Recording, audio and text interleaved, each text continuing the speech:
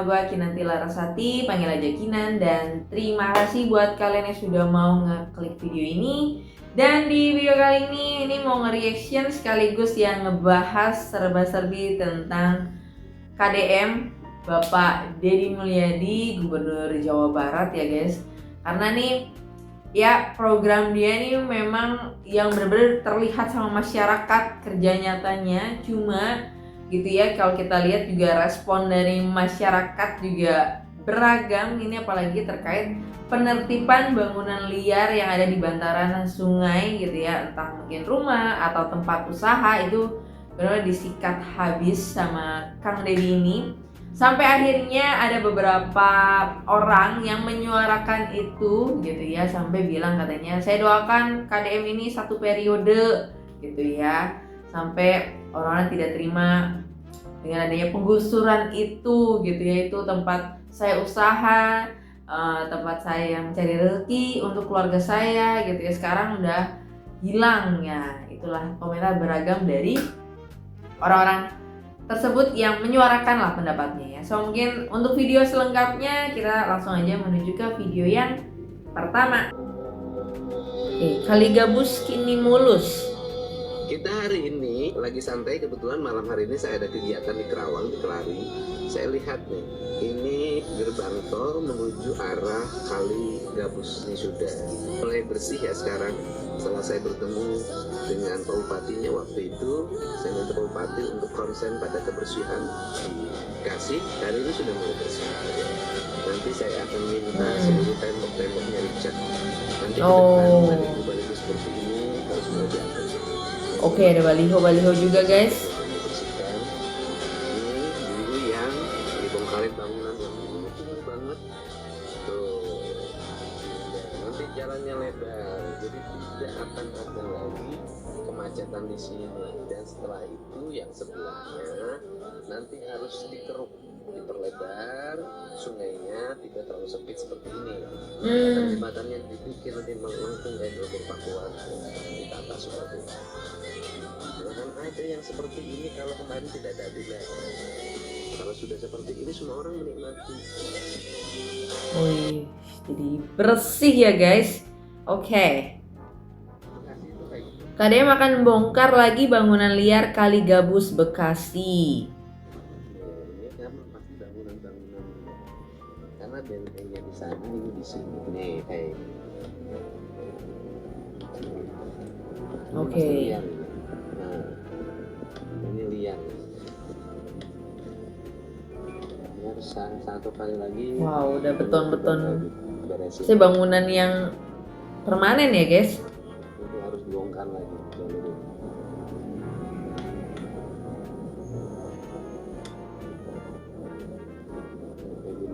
Tiba-tiba jelek di sini. Jadi berantakan. Kalau bikin perumahan di sana harusnya ini kosongin, jalur ini bersih. Jadi perumahan di sana juga jadi nyaman nih. Nih jalur-jalur nanti saya bongkarin di sini. Oke, kita lihat komentar orang-orang ya. No, Kalimantan banyak Madura. Kalau rakyat gak boleh pakai tanah negara, pejabat pun gak boleh pakai fasilitas negara biar adil.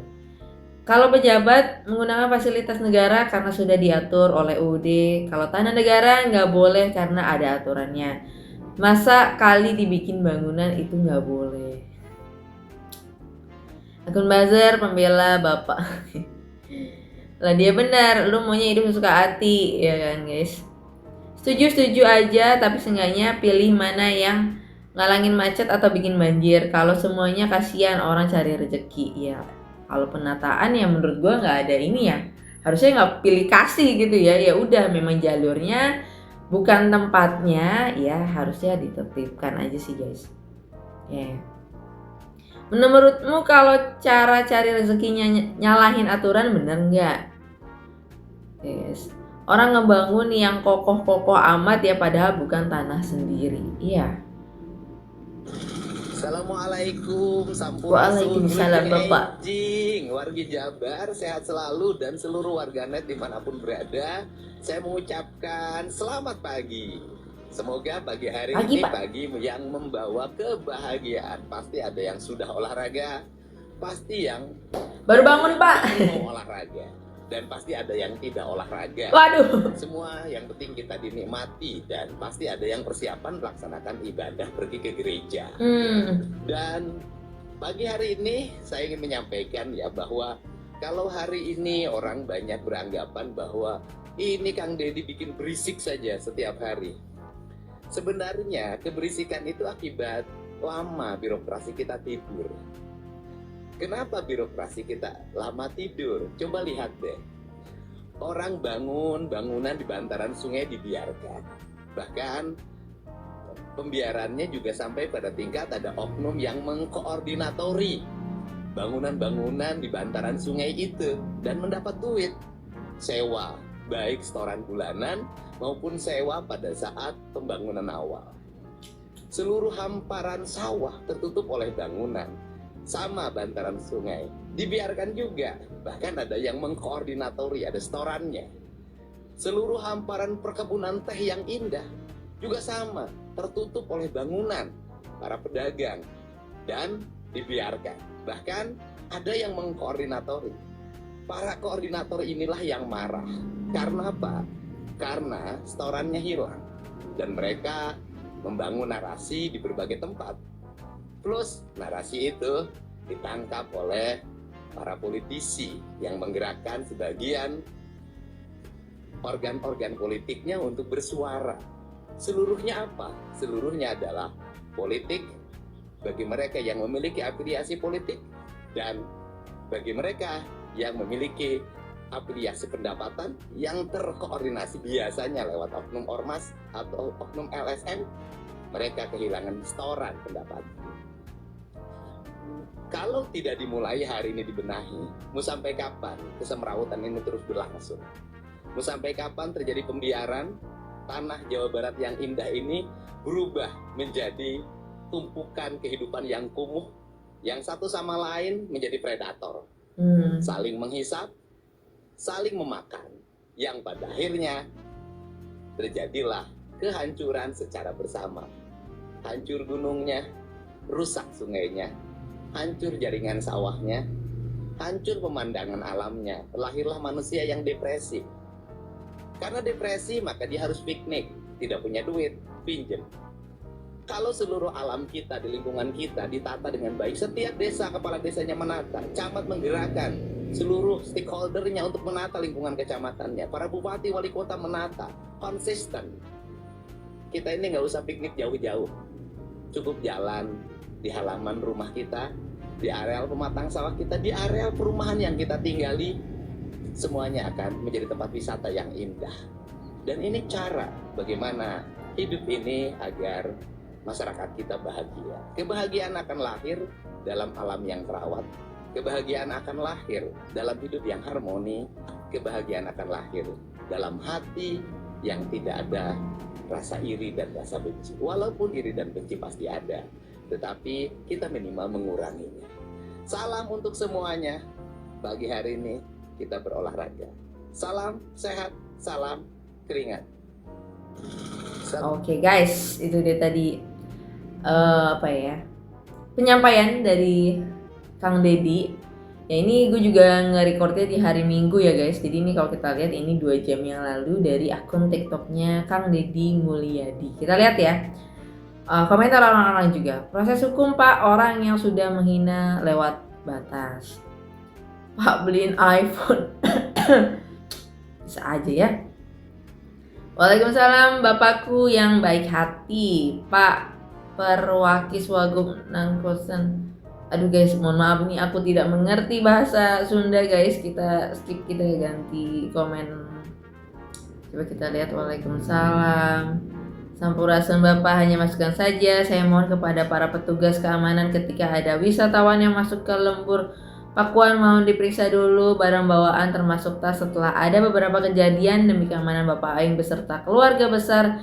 Demikian saya warga. Oke guys. Oke. Pemilik konter protes digusur KDM Bantaran Sungai Bekasi ya, part 1. Bukan sini. Jadi jangan bilang korban gusur. Ya. Jangan. Korban penertiban mungkin. Bukan korban. Oh, bukan. Enggak, Bapak bukan korban. Justru kalau mau jujur-jujuran, tanah pengairan korban Bapak. Itu. Iya. Ya nggak korban juga sih Pak. Korban Pak. So, saya tanya, Iya. tanah pengairan untuk apa? Untuk pengairan. Terus kalau kemudian tanah pengairan dirubah menjadi toko, menjadi rumah, siapa yang korbannya? Aliran sungainya sudah. Enggak, sini saya tunjuk dulu. Ah. Nih gini Bapak nih. Ya, siap. Gini. Tanah orang lain. Tanah negara. Ya oke, Ya. tanah orang lain nggak bukan hak Bapak. Nah. Oleh Bapak ditinggalin, apa nggak bayar pajak, apa nggak bayar sewa? Iya. Yang korban itu siapa? Korban yang nggak ada korban sih Pak. Ada, tanah itu korban. Karena nggak ada yang lapor. Gue yakin Pak Deddy ini udah agak gitu ya. Hah? Nggak ada Nggak korban. bisa, tanah itu korban. Kecuali ya negara. Enggak, bukan. Oke. Tanah itu korban. Kenapa Bapak mengambil yang bukan hak Bapak? Ya biasanya kalau korban kan itu dari sisi manusia orang. Oh enggak, tanah juga korban. Siap bisa dikatakan korban. Jadi banjir, lahan Ah. lahan orang Jadi- lain. Jadi gini ya, saya mau nanya intrusi untuk Enggak. Harus lurusin dulu. Iya. Semua orang harus menyadari hak dan kewajibannya. Siap. Ya kan? Iya. Jadi ketika kita tinggal di tanah orang lain, mau di negara mau siapapun tetap orang lain, Iya, ya kan? siap. Yang bukan hak kita. Betul. Tanah pengairan ya untuk aliran air. Iya, betul. Kemudian ketika tanah pengairan untuk aliran air, airnya nggak ngalir, airnya korban nggak? Korban. Iya, jadi bukan Bapak korban pergusuran. Iya, jadi gitu Pak. Nah, oke. Bapak orang mana? Saya orang Jamur. Jamur. Kemarin kantor saya yang di pinggir jembatan. Terus Bapak di situ bikin counter. Iya betul. Ya, makanya. Tinggal di situ juga. Bapak sudah tinggal di situ. Iya, jadi Counter di situ usaha, tidak bayar, iya ya kan? Tidak bayar. Tidak bayar. Terus dibongkar. dibongkar. Kalau saya Jadi- balik, Iya, saya gimana sih- kalau kita hitung ke belakang Bapak di situ kasih sewa? Oke siap. Saya sih cuma mau nanya Pak.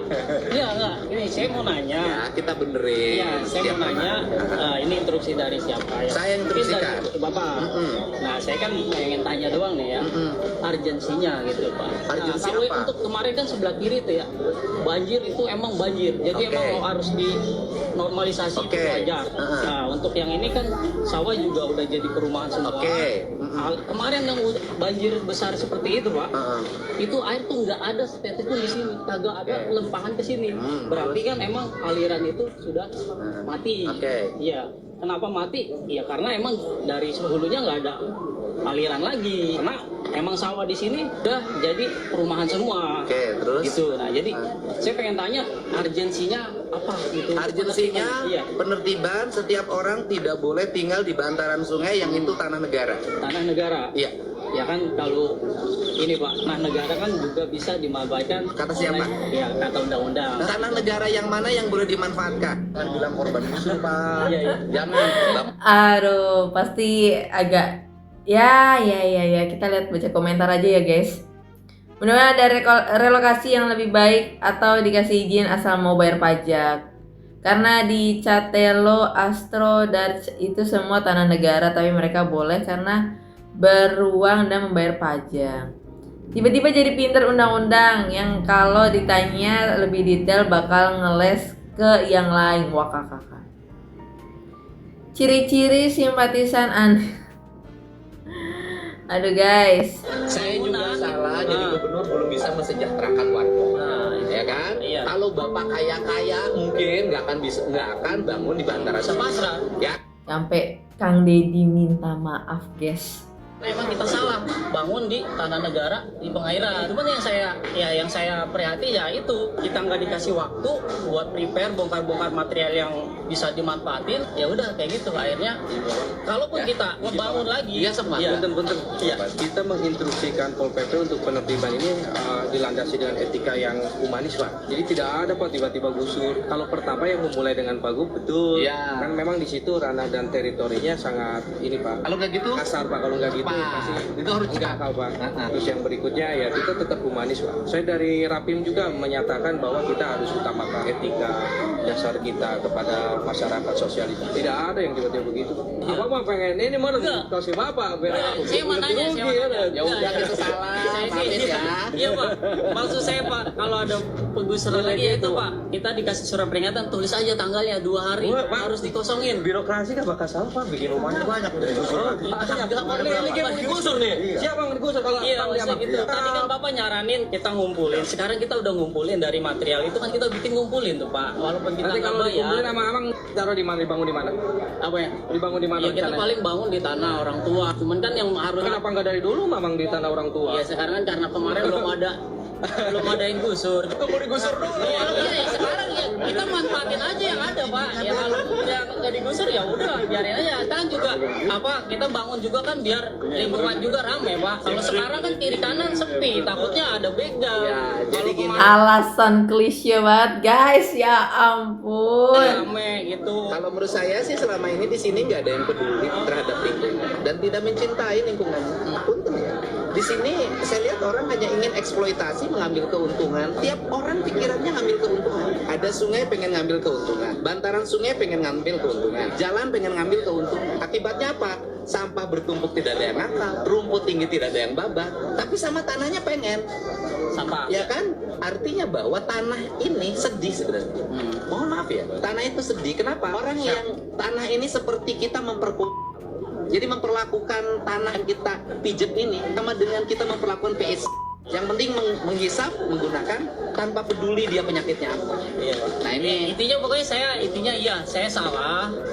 Karena bangun di tanah negara di perairan. Ya cuman ya itu tadi sayangnya bangun. saya juga salah, jadi gubernur belum bisa mesejahterakan warga. Nah, Ya kan? Iya. Kalau bapak kaya mungkin nggak akan bangun di bantaran sungai. Ya, oke, ya, Bang. Terima kasih. Saya juga. Oke guys, jadi itu dia tadi ya guys. Tapi ya kalau dia bilang, wah jalannya jadi sepi, nanti ada begal, ada ini.